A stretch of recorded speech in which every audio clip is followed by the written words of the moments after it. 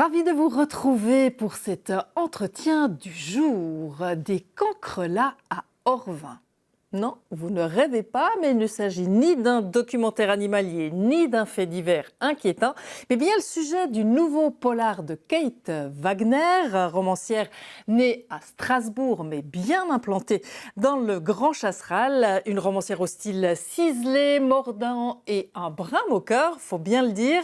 Alors dans un décor bien de chez nous, elle dissèque les faux semblants, les petites violences du quotidien, et surtout ce qu'on préfère ne pas voir. Et j'ai le plaisir de vous accueillir, Kate Wagner. Bonsoir et bienvenue. Bonsoir. Alors, votre dernier roman s'intitule Le festin des cancrelats et il se passe entièrement à Orvin, lieu où vous habitez, faut-il le préciser. Et en fait, vous avez profité ce week-end de la fête du village pour présenter votre nouveau roman. Comment a réagi la population locale ? Alors, ils ont été très nombreux à m'accueillir et puis à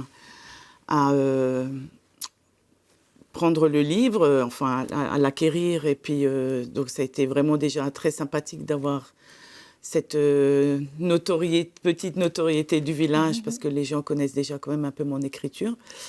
Et puis, pour l'instant, je n'ai pas beaucoup de retours, vu que c'était en avant-première, qui vont être les premiers à le lire, avant les autres lecteurs extérieurs au village. Donc, il y a des petits bruissements, mais je n'ai pas encore vraiment de retours. Échos qui vous disent que vous avez pointé sans doute 2-3 choses intéressantes de la vie de village. Exactement. Ce qui est intéressant avec votre livre, c'est que vous le commencez par un avertissement, Kate Wagner, où vous dites... personne doit se reconnaître, personne doit s'offusquer. Est-ce que ça veut dire que les Orvinois n'ont pas le sens de l'humour très large ? Non, du tout. En fait, déjà, juridiquement, je pense que c'est une bonne chose. Dans l'époque actuelle dans laquelle on vit, où la moindre polémique peut prendre vraiment des proportions extraordinaires, même moi, en tant qu'écrivain, pas forcément internationalement célèbre, ça peut quand même très vite aller sur les réseaux sociaux. Et la deuxième chose, c'est que je pense que c'est quand même intéressant de pas avoir le souci que des gens soient blessés. Ça, c'était vraiment mon intention à moi. Donc, c'était pour vous protéger, pour protéger en fait les gens que vous aimez aussi dans le village. Exactement. Je veux dire, j'ai une très, très grande affection pour ce village. On a fait énormément de choses. Je suis vraiment plus que bien. Je voudrais pas que ça péjore notre... bien-être mutuel de gens que j'apprécie. Mais on sent en fait que vous connaissez très bien le terrain, hein, mais on va dire presque le terrain d'un village, hein, de la vie de village. Ça pourrait être aussi peut-être un autre village de notre région, mais on y reconnaît certaines ruelles, un peu les commérages, la géographie intime des personnages. Mais comment on fait en fait pour inventer dans un lieu où on vit, en fait, est-ce que ça aide ou est-ce que ça freine l'inspiration ? Alors, je dirais aucun des deux. C'est vraiment le fait d'être en immersion et d'avoir été beaucoup dans les associations, d'être aussi dans les bistrots, allez, on va le dire. Hein, ça aide quand même beaucoup. On entend l'oreille, on entend des choses, ça peut donner des idées, même si on les remanie et puis si on les romance. J'avais écrit une nouvelle déjà dans un village où une fanfare avait de sérieux problèmes pour le prix des nouvelles de Jussy, où j'avais été primée.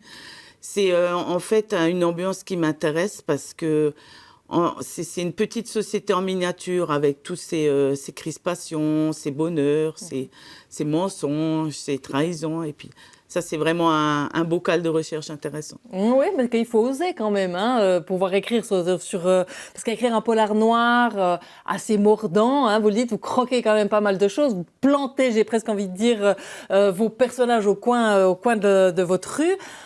On ne peut pas s'empêcher en fait de se dire que la fiction, elle devient tout de suite un peu plus personnelle en fait. Alors, elle n'est pas personnelle dans la mesure où j'utilise Orvin comme décor. Et on va rester sur ce statut. C'est vraiment utiliser Orvin comme décor. Après, je caricature et je tire le curseur au niveau des personnages quand même de manière assez extrême, on va dire. Si des gens se reconnaissent, c'est que vraiment ils le font exprès. Il y a vraiment presque aucune chance que certains se disent « Ah, ça pourrait être moi ». Parce que j'ai quand même un peu exagéré le trait. Et la sensation comme ça de tiraillement, de bouillon de culture au niveau du village est totalement inexistante. C'est un village qui est très rayonnant, très riant. Alors pas du tout dans le livre, faut le dire, hein, parce que les personnages, vous les poussez assez loin dans leur manière d'être, dans leur vocabulaire. Vous utilisez aussi, vous jouez beaucoup avec les mots.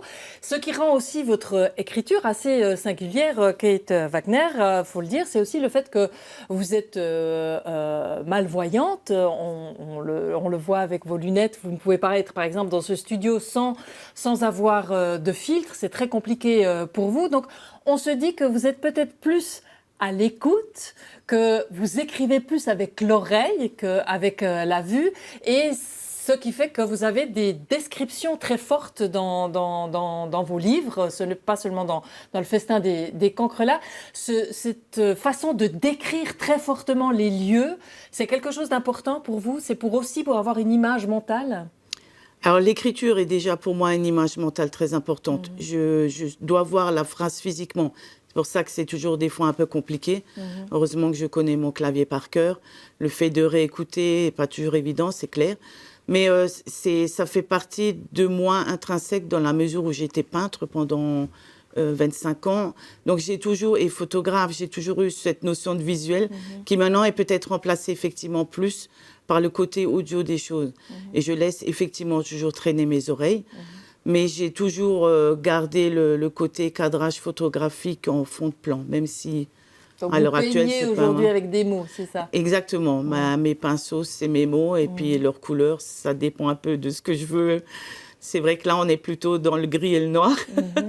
Bien qu'il y ait quand même beaucoup de touches d'humour, même si c'est toujours de l'humour un peu noir. Vous me tendez presque la perche, vous dites on est plutôt dans le gris et le noir, couleur du polar. Qu'est-ce qui vous intéresse particulièrement dans ce genre-là? Alors, je pense que c'est souvent un prétexte pour appuyer un peu plus fort là où j'ai des colères intrinsèques au niveau de la société générale dans laquelle on vit en ce moment. Donc, ça me permet quelque part d'écrire justement les choses qui m'agacent ou qui me mettent en colère. Le polar a ceci de beaucoup plus incisif au niveau des personnages où on peut justement on va dire, y projeter les choses qui, pour nous, est considéré comme quelque chose qui ne va pas. Après, il y a toujours aussi cette envie d'avoir une histoire où l'intrigue tient le lecteur en haleine et puis où on veut avoir le dénouement d'une intrigue particulière. Le polar, c'est le genre que vous avez fait vôtre, hein, on le sent, mais c'est aussi un peu un genre saturé. Hein, tout le monde s'y met. On va presque dire du chef de gare au ministre. Est-ce qu'on s'y met parce que ça marche, justement, parce que c'est quelque chose qui fonctionne auprès des gens et que c'est, j'allais dire, plus facile? Alors pour moi, ça n'a pas été le cas, vu que j'ai commencé, mon premier polar date des débuts des années 2000. On n'était pas nombreux, surtout les femmes, ce qui n'est plus le cas maintenant. C'était plutôt un genre d'écrier qu'on appelait roman de gare, donc j'avais pas choisi ça pour être célèbre, hein, bien loin de là. Et en fait, c'est vraiment ma façon d'écrire. J'ai déjà essayé de la romance, j'ai déjà essayé de la fantaisie. J'ai fait quelques nouvelles, c'est pas bon. Je suis vraiment...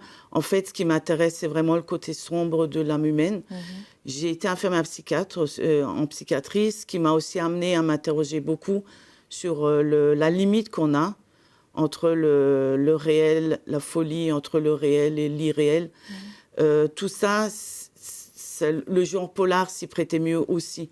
Le fait de pouvoir s'interroger sur le basculement d'un être humain. Qu'est-ce qui fait que tout d'un coup on passe ça de dérape. l'autre côté, quoi. Exactement. Donc je le disais, c'est un genre un peu saturé, mais qu'est-ce qui fait que ce polar-là, le festin des cancrelats, on est obligé de le lire et que c'est pas un énième meurtre en montagne, entre guillemets? Alors déjà, c'est pas une enquête traditionnelle. Comme d'habitude, dans la plupart de mes romans, les enquêteurs ou les gens qui sont censés résoudre l'énigme, ce sont des bras cassés. Généralement, ils sont vraiment complètement à côté de la plaque. Là, on a à nouveau un bel exemple avec le père Chaume. Mais je suis plus dans le fait d'égratigner un petit peu. Là, on va parler de problèmes d'écologie, on va parler de MeToo, on va parler de pas mal de choses actuelles. Effectivement, il y a plein de thèmes à découvrir, non seulement l'intrigue policière. Exactement. On est déjà arrivé au terme de cet entretien, Kate Wagner. On invite évidemment tout le monde à lire Le Festin des Cancrelats. Merci d'être passé nous voir. Merci beaucoup et puis je vous souhaite une bonne journée et puis merci pour votre invitation. Voilà, c'en est tout pour cet entretien du jour. Merci de l'avoir suivi. On se donne rendez-vous la semaine prochaine sur Télébilingue.